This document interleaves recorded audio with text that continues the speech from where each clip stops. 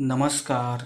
अमोल नावाचा एक साधा भोळा मुलगा आपल्या आईवडिलांसोबत एका लहानशा खेड्यात राहत होता. त्याला त्याच्या शिक्षणासाठी शिष्यवृत्ती मिळवण्यासाठी काही कागदपत्रे तहसील कार्यालयातून काढावी लागणार होती.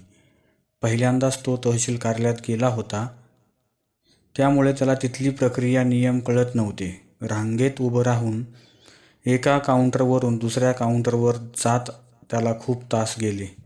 कुणी कागदपत्रे अपूर्ण असल्याचं सांगत, कुणी नवे फॉर्म आणायला सांगत. त्याचा दिवस संपत आला तरी त्याचे काम होत नव्हते. दिवसभराच्या धावपळीनंतर अमोल खूप निराश झाला. चेहऱ्यावर थकवा आणि मनात चिंता येऊन तो एका कोपऱ्यात बसला. त्याच्या डोळ्यात अश्रू होते. त्याचं सर्वस्व त्या शिष्यवृत्तीवर अवलंबून होतं. त्याशिवाय पुढचं शिक्षण तो पूर्ण करू शकणार नव्हता. तेवढ्यात त्याच्याजवळ एक अधिकारी शरद सर आले. त्यांनी त्याला अश्रू पुसताना पाहिलं आणि त्याच्या मनात जिज्ञासा निर्माण झाली. ते थोडे थांबले आणि विचारलं, "बाळा, काय झालं? एवढी दुःखी का आहेस?" अमोलने त्याला आपली सगळी कहाणी सांगितली. त्याने त्याला लागलेली शिष्यवृत्ती, त्या कागदपत्रांसाठी केलेली धडपड आणि शेवटी कुठेच अपेक्षेप्रमाणे काही होत नाही अशी परिस्थिती सांगितली. शरद सरांचं मन हेलावलं. त्यांना आठवलं की ते देखील अशाच एका लहान खेड्यातून आले होते आणि त्यांनाही एकेकाळी अशाच अडचणी आल्या होत्या. त्यांनी ठरवलं की आज अमोलला त्याच्या प्रत्येक कामात मदत करायची. शरद सरांनी अमोलला हळुवारपणे सांगितलं, "बाळा, चिंता करू नकोस. मी आहे ना तुझ्या मदतीला." ते त्याला घेऊन वेगवेगळ्या काउंटरवर गेले.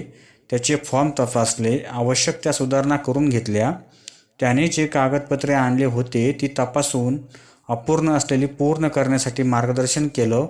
काही तासांतच अमोलचं सगळं काम होऊन गेलं. अमोलला विश्वासच बसत नव्हता की त्याचं काम इतक्या जलद आणि सोप्या पद्धतीने होईल.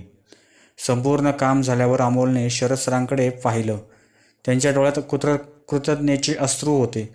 तो म्हणाला, "सर, तुमच्या मदतीशिवाय आज मी काहीच करू शकलो नसतो. तुम्ही नसतात तर माझं शिक्षण इथेच थांबलं असतं." शरद सर त्यांच्या खांद्यावर हात ठेवून म्हणाले, "बाळा, एक लक्षात ठेव, मी ज्या परिस्थितीतून आलो तिथून येणाऱ्या प्रत्येकाला मी मदत करायचं ठरवलं आहे. आज तू ज्या ठिकाणी आहेस, कधीतरी मी तिथे होतो. फक्त मेहनत आणि प्रामाणिकपणावर विश्वास ठेव. तुला कुणाचीही मदत लागेल तेव्हा मी आहेच." अमोलने त्यांना मनापासून धन्यवाद दिलं. त्या दिवसानंतर त्याचं शिक्षण पूर्ण झालं. त्याने एक चांगली नोकरी मिळवली आणि तो स्वतःचं करिअर घडवू लागला. पुढे जाऊन तो शरद सरांसारखा असाच एक जबाबदार आणि दयाळू अधिकारी झाला. त्याच्याकडे आलेल्या कोणत्याही गरजू माणसाला तो नेहमी मदतीचा हात पुढे देत असे. कारण त्याच्या मनात नेहमी शरद सरांचं ते हळवं, दयाळू वर्तन आणि त्यांच्या मदतीची आठवण होती. अमोलने त्याचं जीवन यशस्वी केलं, पण त्याचं मूळ नेहमीच त्याच्या लहानपणी त्याला मिळालेल्या त्या दयाळूपणातच होती. त्याची ही कृती इतरांसाठी एक प्रेरणा बनली. अमोलला शरद सरांनी दिलेली मदत त्यांच्यासाठी केवळ कागदपत्रे मिळवून देण्यापुरतीच नव्हती, तर ती त्याच्या आयुष्याला दिशा देणारी होती. शरद सरांसारख्या चांगल्या माणसाने मदतीचा हात दिल्यामुळेच त्याला त्याच्या आयुष्यात इतकं यश मिळवलं. त्यानंतर अमोलने शिक्षण पूर्ण केलं. उत्तम गुण मिळवून तो एका मोठ्या कंपनीत नोकरीला लागला. त्याच्या मेहनतीमुळे त्याला लवकरच प्रमोशन मिळालं आणि त्याचं जीवन मार्गी लागलं. काही वर्षानंतर अमोल स्वतःच्या मेहनतीने एक मोठा अधिकारी बनला. त्याच्या जीवनातील एक ध्येय होतं, शरद सरांनी त्यांच्यावर केलेल्या उपकारांचा कृतज्ञतेने प्रतिकार करणे. तो नेहमी विचार करत असे की शरद सरांनी त्याला केवळ कागदपत्रे मिळवून देण्यास मदत केली नव्हती, तर त्याच्या स्वप्नांना पंख दिले होते. त्यामुळे अमोल ठरवून बसला की त्यालाही गरजू व्यक्तींना मदतीचा हात देऊन त्यांचे स्वप्न पूर्ण करण्यात मदत करायची आहे.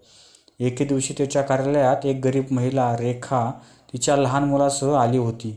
तिच्या मुलाला शाळेत प्रवेश मिळवण्यासाठी काही प्रमाणपत्रांची आवश्यकता होती, पण तिला कागदपत्र मिळवण्यात खूप अडचणी येत होत्या. अमोलने तिला पाहिलं. तिच्या चेहऱ्यावरची चिंता आणि थकलेली अवस्था पाहून त्याच्या मनात त्याच्या लहानपणीच्या त्या तहसील कार्यालयातले दिवस ताजे झाले. त्याला लगेच शरद सरांची आठवण झाली. तो रेखाजवळ गेला आणि तिच्याशी बोलला. तिला विश्वास दिला, "तुम्ही काळजी करू नका, मी तुमच्या मदतीसाठी आहे." रेखाच्या डोळ्यात आशेची एक नवीन किरण झळकली. अमोलने तिच्या मुलाच्या प्रवेशासाठी आवश्यक कागदपत्र मिळवून देण्यासाठी तिला तहसील कार्यालयातील आवश्यक सर्व प्रक्रिया समजावून सांगितली. स्वतःचं काम बाजूला ठेवून त्याने तिच्या कागदपत्रांसाठी लागणाऱ्या सगळ्या अडथळ्यांवर मार्ग काढला. त्याने केवळ तिचे काम पूर्ण केलं नाही तर तिच्या मुलाला शाळेत प्रवेश मिळवून दिला. त्यानंतरही तो त्या मुलाची शिष्यवृत्ती आणि शिक्षणासाठी मदत करत राहिला. रेखाने अमोलला कृतज्ञतेने धन्यवाद दिले. तिच्या डोळ्यात अश्रू होते. ती म्हणाली, तुम्ही आमच्यासाठी देवदूतासारखे आलात. तुमच्या मदतीमुळे माझ्या मुलाचं भवितव्य सुरक्षित झालं आहे. अमोलला हे कळलं होतं की त्याने केलेली मदत केवळ त्या मुलाच्या शिक्षणाला नाही तर त्याच्या जीवनालाही दिशा देईल. शरद सरांनी त्याच्यावर केलेल्या उपकारांचे हे खरे प्रतिकार होते. तो आता स्वतः एक जबाबदार आणि दयाळू अधिकारी झाला होता. त्याला माहीत होतं की कधी कधी एखाद्याला दिलेली एक छोटीशी मदत ही आयुष्यभरासाठी प्रेरणा देऊ शकते. त्याच्या या मदतीच्या प्रवासाची गोष्ट हळूहळू परिसरात पसरली. लोक त्याला आदर्श म्हणून बघू लागले. त्याचा मदतीचा हात केवळ त्याच्या कार्यालयापुरता मर्यादित नव्हता.